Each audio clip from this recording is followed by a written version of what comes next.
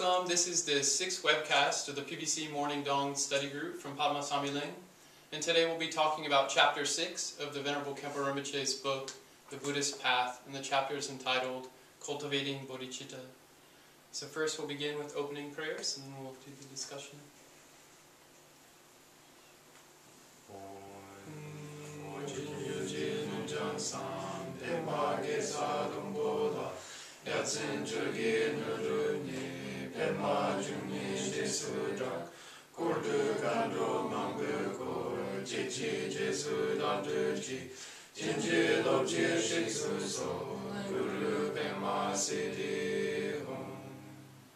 Samantabhadra, Bhadrasattva, Pramanabhadra, Sri Singha, Dhammakara, the 25 king and subjects, So, Zur, Nun, Yang, and 100 Tirthans and others, the lamas of the Kama and terminal lineages, to you I pray.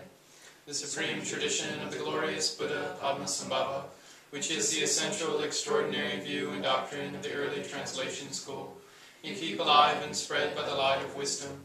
Lord of Dharma, great Khenpo, I pray at your lotus feet. In the palace of the Oakman Dharmadhatu, the essence of all the Buddhas of the 3 times, the one who shows clearly the Dharmakaya of my own mind, we pray to the Honorable Root Guru, glorious Root Teacher, precious one, dwelling on the lotus seat on the crown of my head. Hold me with your great kindness, and bestow the accomplishments of body, speech, and mind. Om Marapasanadi, Om Marapasanadi, Om Marapasanadi. Marapasanadi, Marapasanadi, Marapasanadi, Marapasanadi, Marapasanadi.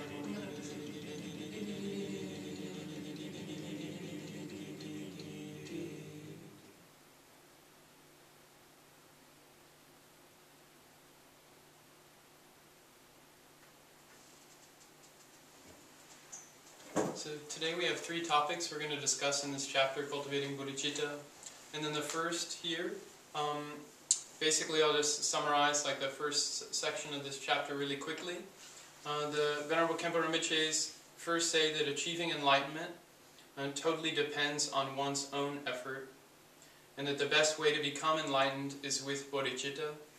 And this bodhicitta has 2 aspects, this relative aspect of feeling and expressing love and compassion for all beings, and then the absolute aspect of realizing the empty nature of all phenomena, oneself and all others.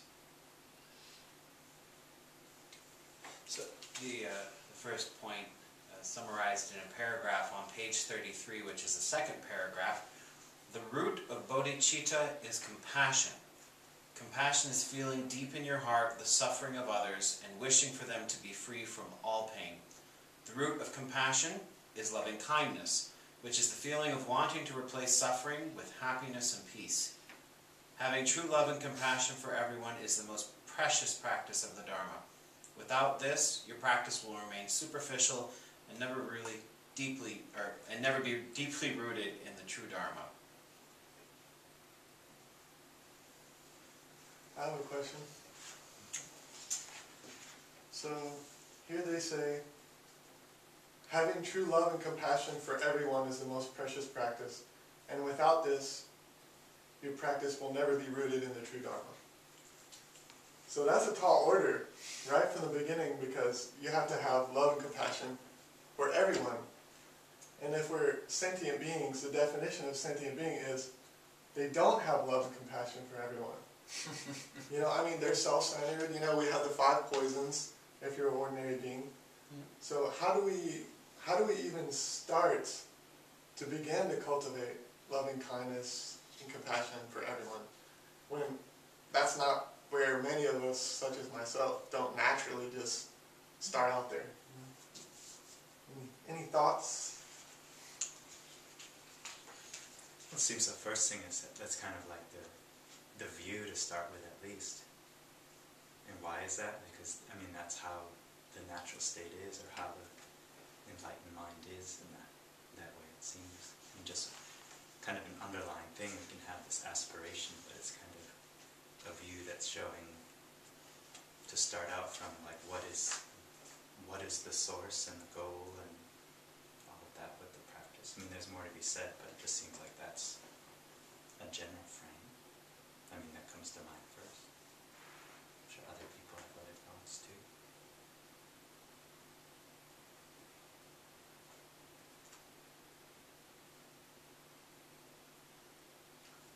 And of course, there's people we can relate to who we do love and who we do see suffer. And it seems like that can be, I don't know, it's like a doorway to all beings. We can think of one being who we love and like don't want to suffer and want to be free of suffering, and can like kind of have that be like a gateway to engaging with that authentic feeling and thinking about how we'd wish that for everyone, and think about how, who knows all the ways in which we're related to that one person, and how really, according to the Buddhist teachings, everyone we've had close relationships with in the past, but just in that way beginning to think about real beings who are in our life and in our world who we can relate to, and just remembering there's more, you know, and keeping our aspiration open and engaging with that to the best of our abilities. Seems.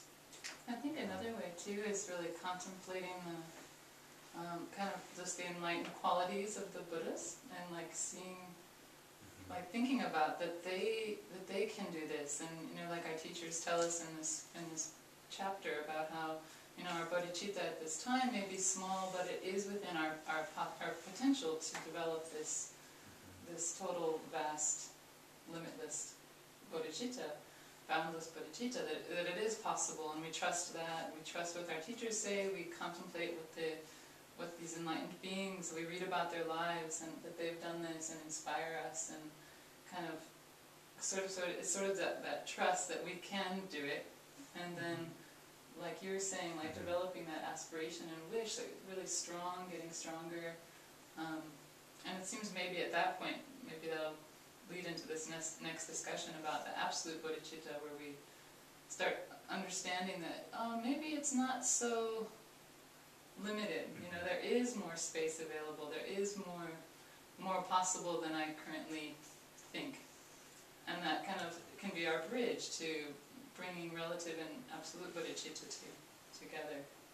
I think going off of what you're saying too, I remember one of the first books I read in Buddhism was one of the Dalai Lama's books. I think it was called How to Expand Love. But a lot of the way he wrote the book was tinkering with your view. He'd give these kind of hypotheticals or meditation on, think of someone who you're close to, and then think about essentially exactly what Lai was saying, thinking about all those shared qualities, and now expand that out to someone who you feel more neutral towards. Okay, now that you've practiced that, expand that out to, you know, someone who it's not very easy for you to feel loving towards. You know, you're expanding, and it, particularly the way that he goes about it. And I think I see a lot of the same thing with all of the great teachers, is you start tinkering with the view. It goes a lot into what I think Amanda also said. You know, you tinker with the view, and when you're tinkering with the view, you start to realize that the narrow view that you were holding isn't some absolute thing, and isn't some permanent thing, and that it gives that little bit of a gap. You know, and that gap is where so much potential is. You know?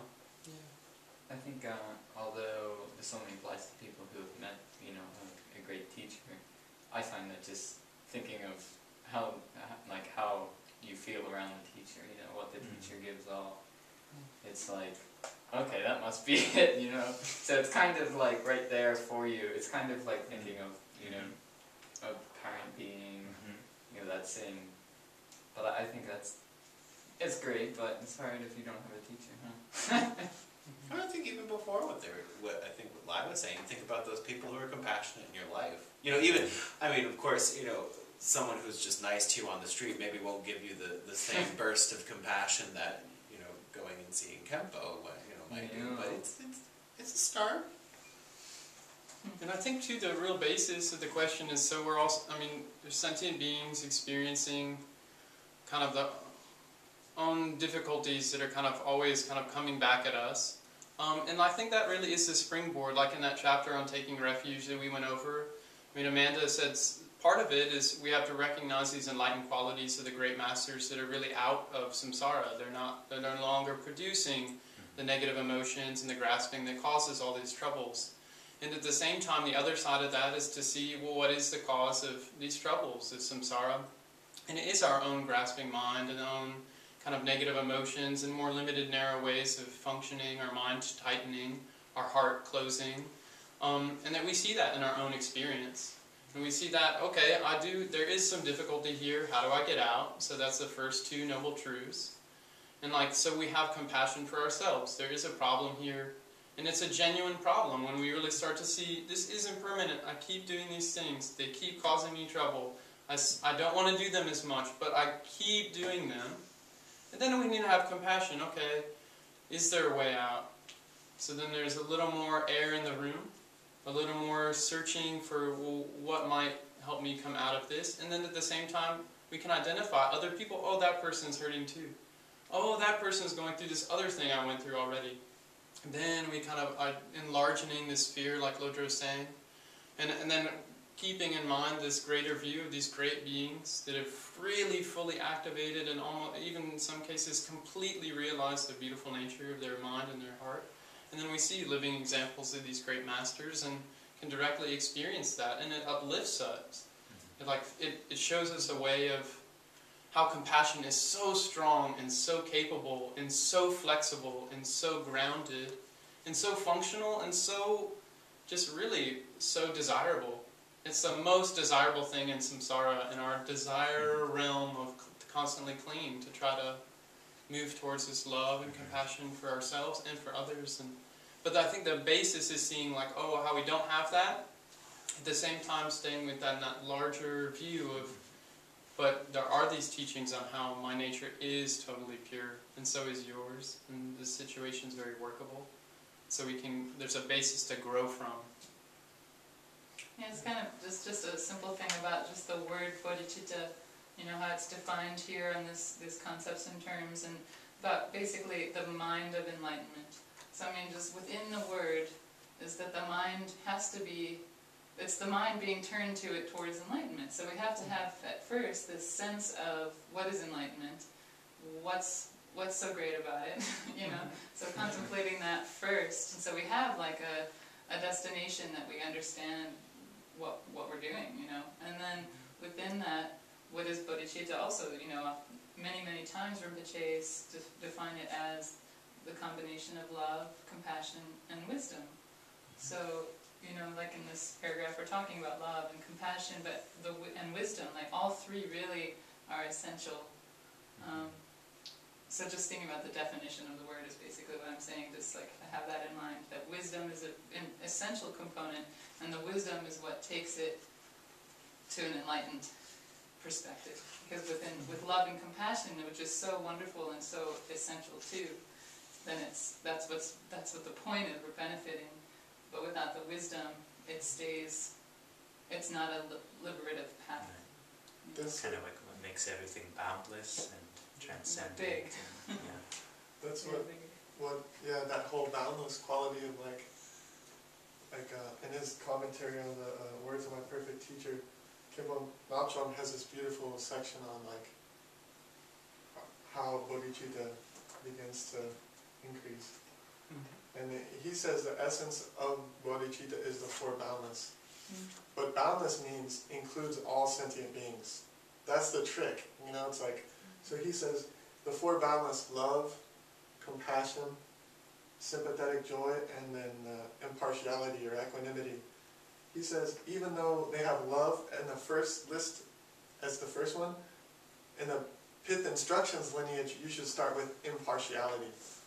You should start with basically just like what you guys were saying too, and like what Drachma was saying, all beings want to be happy. We're all the same. We have that common. Whatever else we don't have in common, we do all have in common that we want to be happy. And then, like what Laya was saying, reflecting on the fact that you've been in all these different kinds of relationships with, of course this is Buddhism, we're talking about what the Buddha taught, which he taught reincarnation, he taught we've been in these relationships with each other forever. Like we've been enemies, we've been friends, we've been all that to each other, and the common thread is we all want to be happy, but we're not, so recognizing that all the troubles that we are going through, just like you are, this other person who's your enemy is also going through those troubles. Even though we tend to think, oh yay, my enemy is going through that trouble, yes, like that's usually the usual reaction, but I think something about that, like being able to take that perspective and being able to recognize that humanity is just like the total foundation building block of equalizing, as seeing that view. Yeah, it goes into the second topic point. So I'll do a quick summary of this second section of the chapter really quickly. Venerable Khenpo Rinpoches say that it's only with bodhicitta that we can realize enlightenment. And without bodhicitta, we cannot realize enlightenment.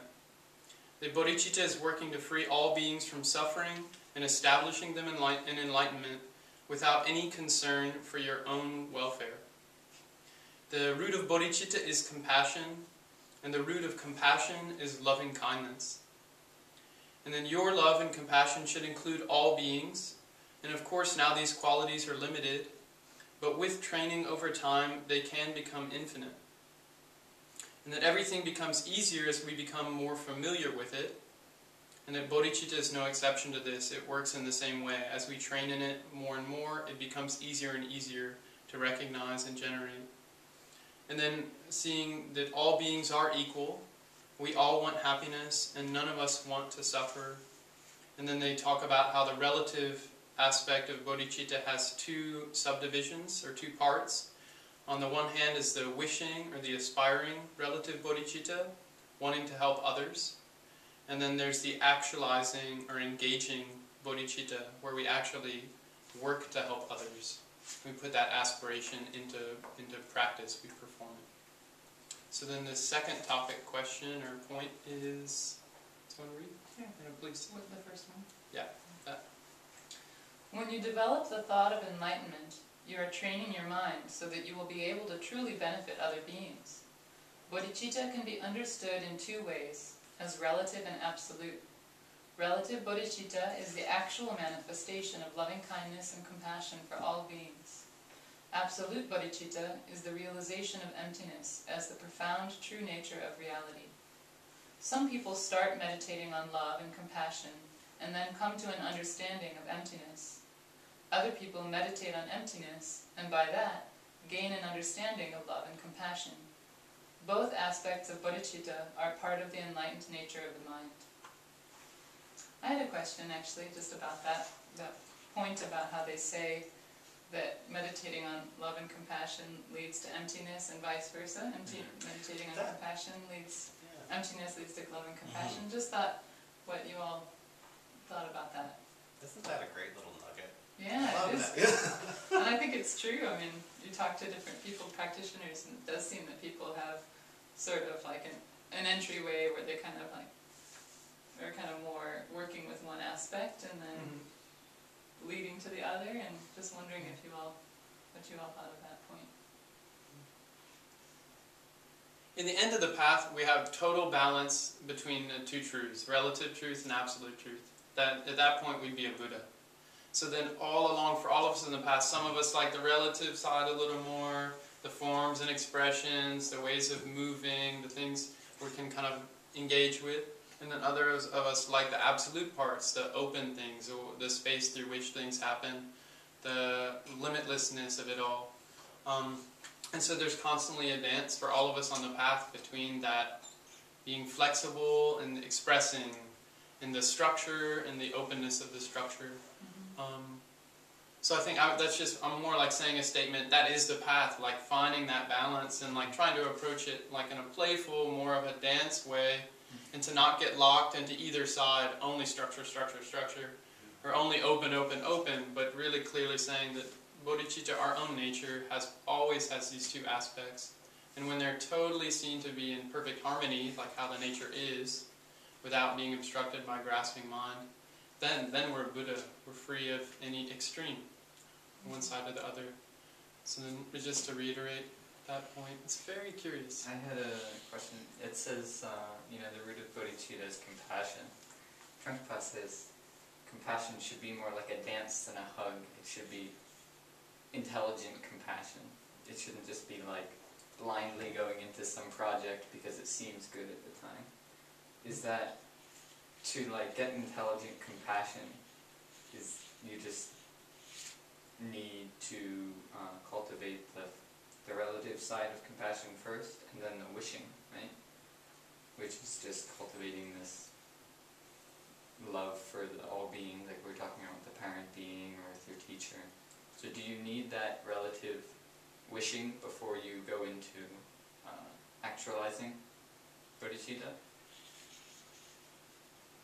Seems like you'd want to do something in order to then begin to do it. More like just on that level. Yeah, just but like I the don't know. meditation side, you know, like you're in meditation and you're really bringing up these thoughts of compassion and love. But do you really? Is it like you need to cultivate that to a level so that it's like foundational before you go out and actualize it? Unfortunately, I don't know specifically the context that Khenpo Rinpoche is talking in part, but just a thought that kind of sparked up with it. I mean, you don't need to put something rigid or something foundational in place to have compassion. Compassion is very natural. Wise compassion, that's a little different. Yeah, I think that's a bit of what he's talking about. The hug versus the dance. Because if you just kind of throw yourself out there and say, I'm going to do all this good for all these people, but you don't know, what's actually going to create that level of benefit, and you don't have the stability of a balanced mind to actually be able to follow through on. There you can start problems, or make things worse than they were before. But at that same time, it's not that compassion won't happen if you don't have those things. It's not the wise compassion. It felt to me like maybe it could get like too restrained. Like you're about to do something compassionate, and then you're like, wait, is that wise compassion or not? So you guys know? I mean, in some cases that's smart, because think of like first aid training. You're not going to go running into a scene where someone just got hit, because you have to check to see, is there a wire there? Why is the person on the floor? That's a good requirement. So on that level, yes, it's good to have that safe level compassion, but at the same time, you don't want to over-rigify yourself where you're just going to sit there and let the person stay there in the road because there might be a wire somewhere. Right. Yeah. It seems like too, like there's like this element of like particulars versus generals.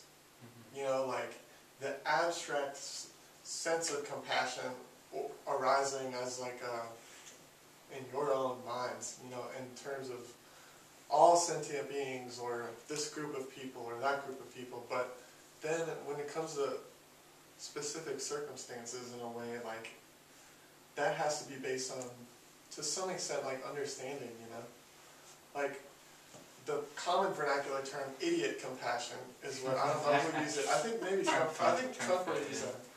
So that means like I don't know, I guess an example, like doing something that seems like a good idea at the time, like he used giving a hungry person bread and then them becoming dependent on you, so then they actually just are worse off, long term. Yeah, and he's pointing to something really specific, but it just seems like that basic understanding, like there's an example in the Buddha's, one of his first disciples was a young girl, I think the same Sujata who gave him milk.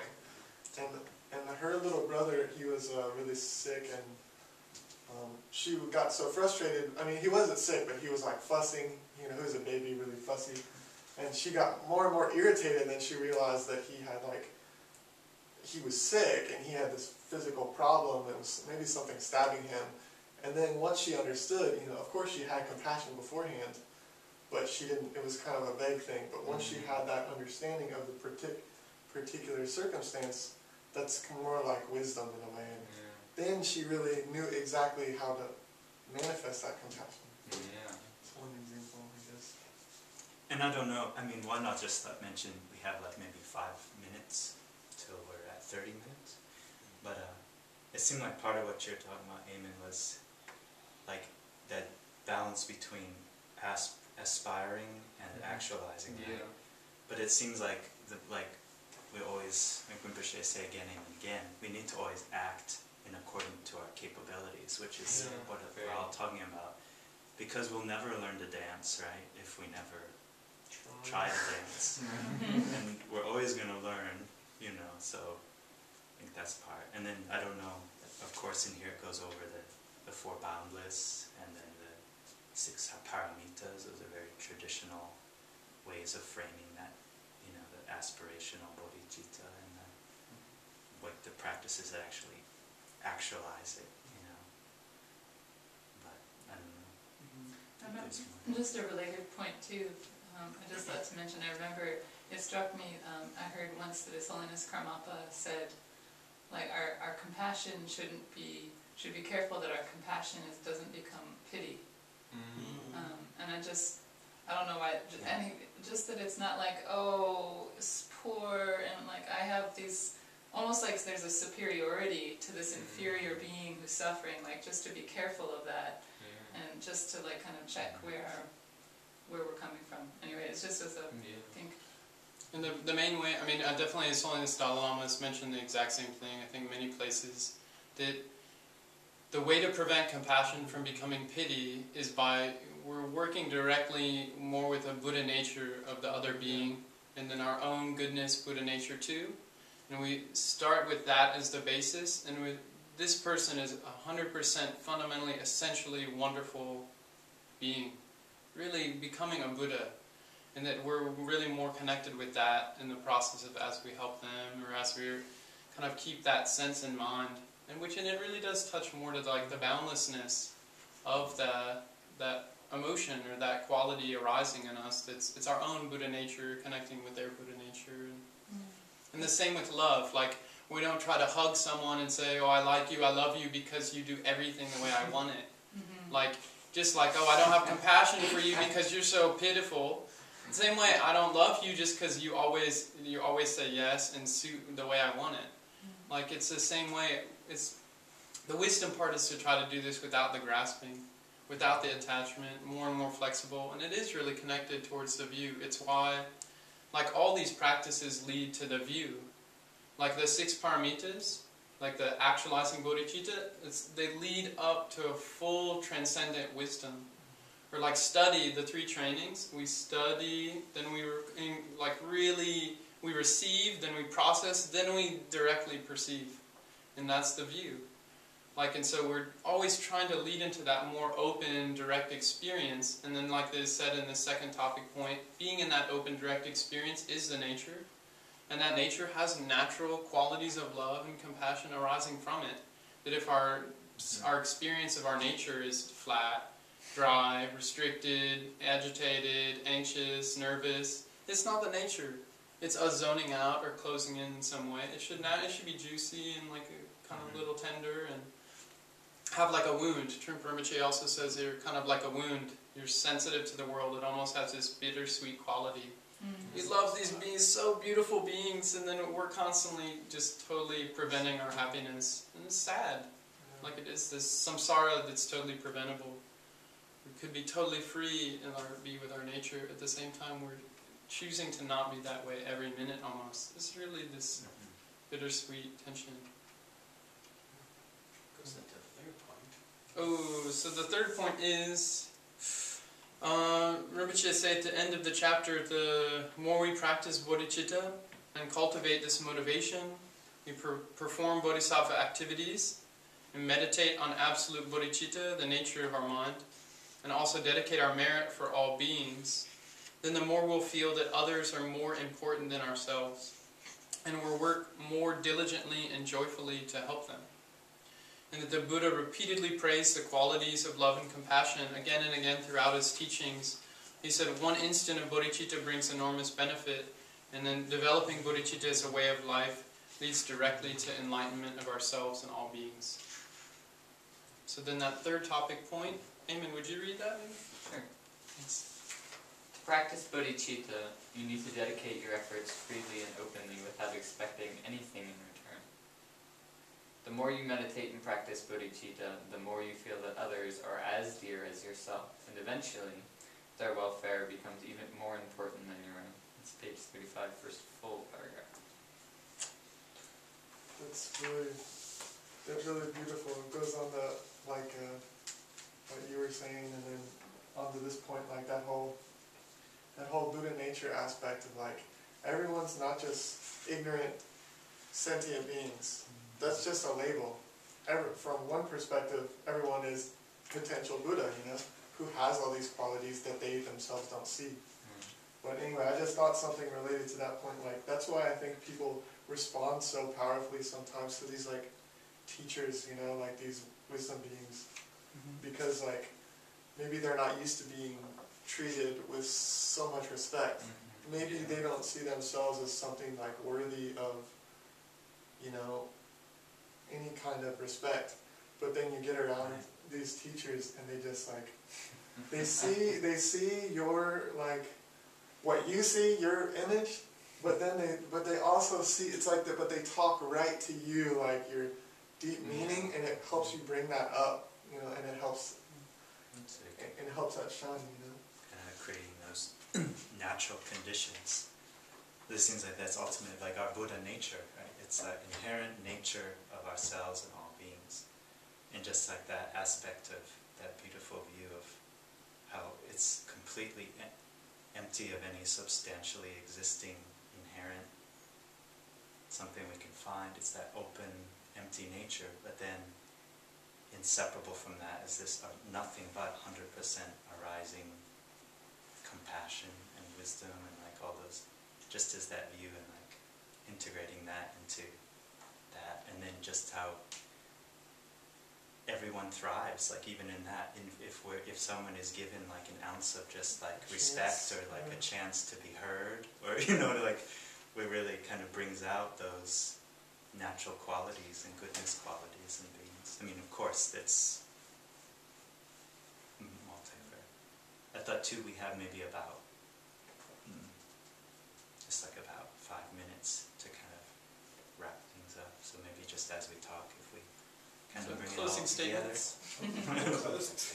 I have a suggestion. Yeah. We do next time on bodhicitta too.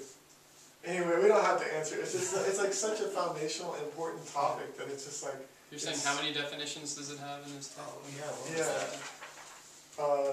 Kunzang Palden, he said there's like 22 different ways that the Prajnaparamita says bodhicitta is these 22 or 24 different things, and other people say 80, and you know. Yeah. So it's very nice. And it's beautiful we have these teachings that are distilled in such essential points, so that we can really practice them and also really get at the heart of them. These great masters have passed along these lineage instructions and realized them in their own personal experience. And at the same time, there's so many nuances, just like life, just like all this interdependent phenomenon. There's so much unique, like tendrils or like these little webs of interconnected nuance that is so rich to like really lean into and become more familiar with and really appreciate more, be more thorough, be more complete. And within that larger view, like there's so much nuance.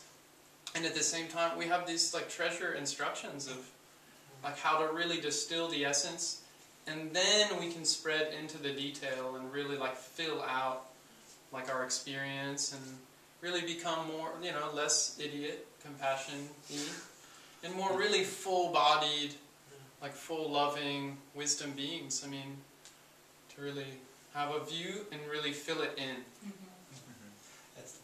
That sentence we were talking about before is so beautiful. Again, you know how some people start meditating on the love and compassion and come into the understanding, and some people meditate on that understanding of emptiness and move into the love and compassion. You know, going back to what you're saying, you know, it's you can find that essence, and then you can see the detail, and you can just see how the whole thing is still encompassed within that enlightened mind.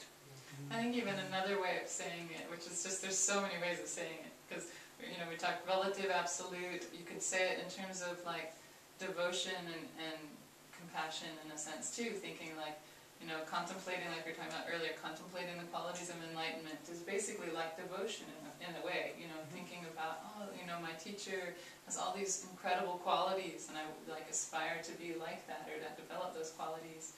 And that's the devotion, the opening, kind of the touching onto that absolute aspect. And then likewise though, so that's one gateway, one entryway to begin. And then, another way to begin would be to just feel love and compassion and develop that, and thinking, more about sentient beings and like those who wish to be happy. All beings wish to be happy and contemplate. And they both, you can see in that way they lead to each other, really. It's kind of just really beautiful like that.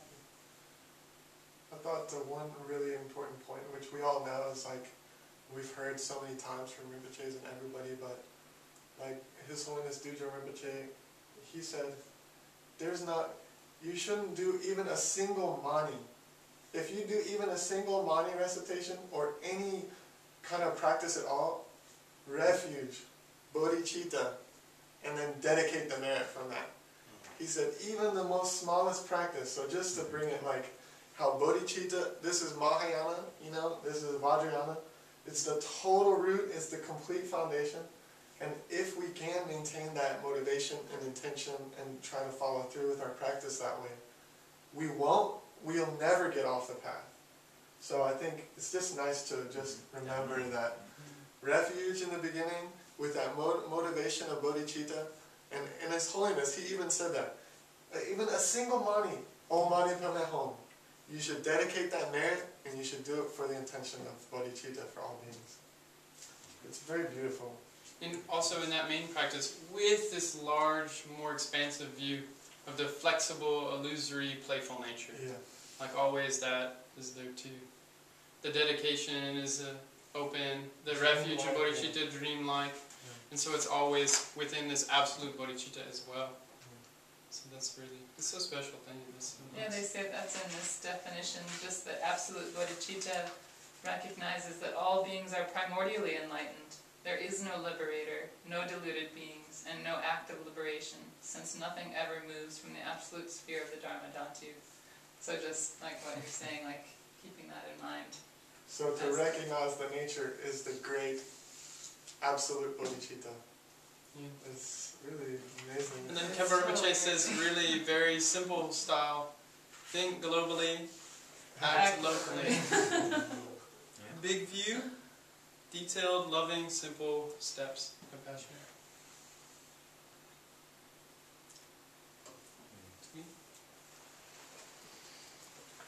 To be continued.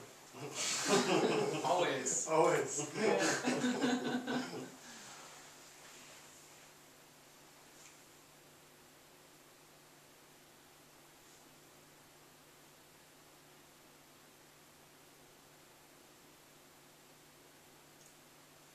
Swasti Vidzayantu Shusum Sasum Chidu Pemajun Inge Sode Duje Dujenji Kinchin Badin Shira Pubeku Nyojo Dendro Zezan Dajin Sho Om Swasti Chuku Nantalum Kuchenrezi Chuku Bajum Yabyum Dujetu Bela bazang jajuk yang sika, tendrol bende dondu nurjasho. Gari rawe kowe jinkamsu, penta dewa malu juwene. Shere sewa tenzin jatsohi, jape gaje badu denjoji. Swasti, sewang rizin bebe jinlamji. Dunyi drube la san orden la Shedru kolo sumji pa jote Samchen nantan jode nam ja sho. By this merit may all obtain omniscience. May it defeat the enemy wrongdoing. From the stormy waves of birth, old age, sickness, and death, from the ocean of samsara may I free all beings. The precious bodhicitta, in those without it may it be generated, in those who have it may it never diminish, but always continue increasing.